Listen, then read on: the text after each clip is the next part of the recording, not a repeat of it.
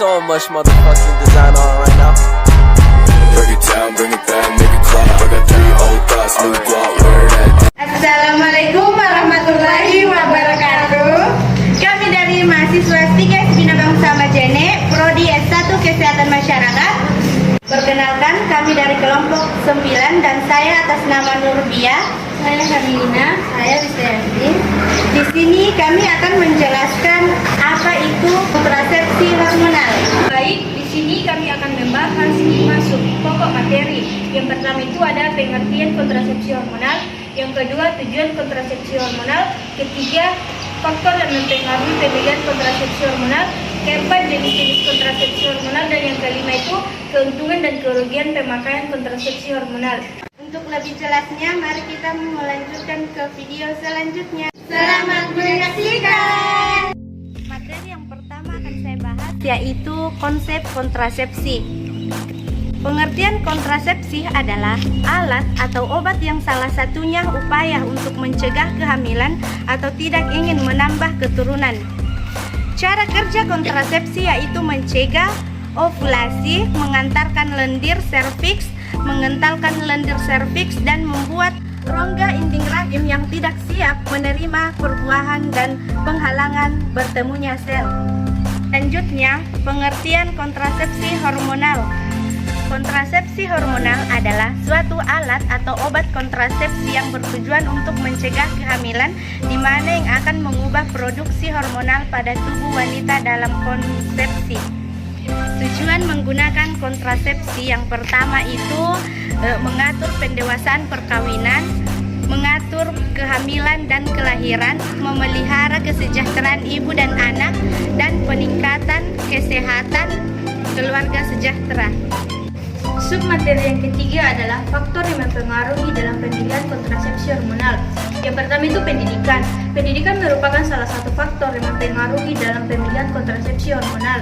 Karena semakin tinggi pendidikan seseorang, maka akan mudah menerima informasi mengenai KB. Yang kedua, ada pengetahuan. Pengetahuan sangat penting dalam pemilihan kontrasepsi. Karena seseorang yang kurang pengetahuan tidak bisa memilih jenis-jenis kontrasepsi yang baik, sehingga seseorang tersebut memilih kontrasepsi seperti yang dipakai kebanyakan orang. Yang ketiga, ada usia. Usia dapat mempengaruhi dalam pemilihan kontrasepsi karena klien atau orang yang ingin menggunakan KB sebagian besar berusia 16 tahun sampai dengan 35 tahun. Submateri selanjutnya adalah jenis-jenis kontrasepsi hormonal. Di sini, kontrasepsi hormonal terbagi menjadi 3. Yang pertama, kontrasepsi suntik. Kontrasepsi suntik adalah kontrasepsi yang disuntikkan ke dalam tubuh untuk mencegah kehamilan. Kontrasepsi suntik ini terbagi menjadi 2 jenis lagi. Yang pertama, suntik 1 bulan dan suntik 3 bulan.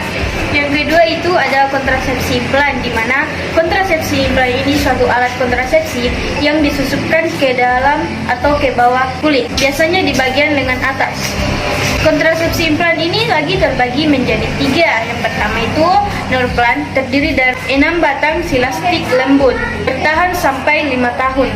Yang kedua itu ada Implanon, di mana terdiri dari 1 batang putih lentur, lama dan kerjanya itu selama 3 tahun.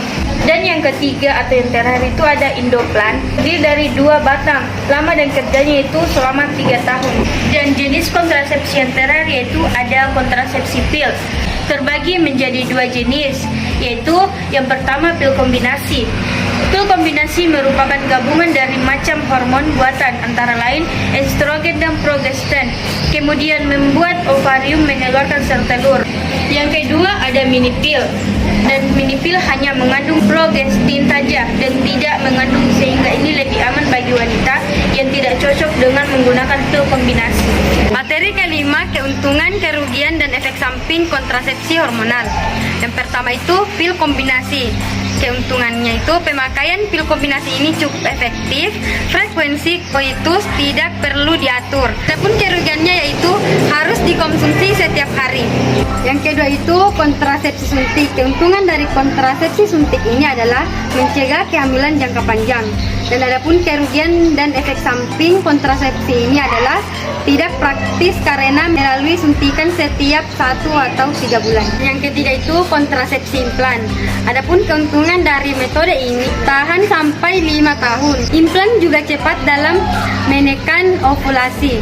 Dan adapun efek samping dari pemakaian kontrasepsi implan ini yaitu dapat meningkatkan berat badan karena hormon yang terkandung dapat merangsang pusat pengendali nafsu makan di hipotalamus. Itulah tadi hasil penjelasan dari kami. Kurang dan lebihnya mohon dimaafkan. Dan yang sempat menonton video kami semoga bermanfaat. Kami akhiri dengan ucapan Wabillahi taufiq wal hidayah. Wassalamualaikum warahmatullahi wabarakatuh.